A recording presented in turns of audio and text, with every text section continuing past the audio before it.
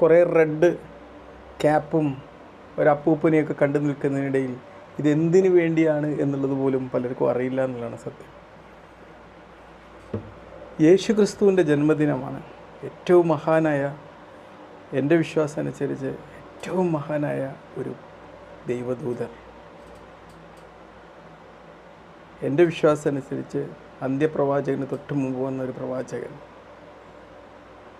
ദൈവപുത്രൻ എന്ന് എൻ്റെ സഹോദര മതസ്ഥർ പറയുന്ന ഏറ്റവും ആദരണീയ വ്യക്തിത്വം, നമ്മൾ ഒരിക്കലും പരിഹസിക്കാൻ പാടില്ലാത്ത നന്മയുടെ പ്രതീകം. ഈ വേളകളിലൊക്കെ നമ്മൾ പരസ്പരം തർക്കിക്കാനും എങ്ങനെ വിവേചനം ഉണ്ടാക്കാനും എങ്ങനെ നമ്മൾക്കിടയിൽ തർക്കങ്ങൾ ഉണ്ടാക്കാനും ശ്രമിക്കുക എന്നുള്ളതാണ് ഇന്നത്തെ ഒരു ട്രെൻഡ് എന്നുള്ളത്.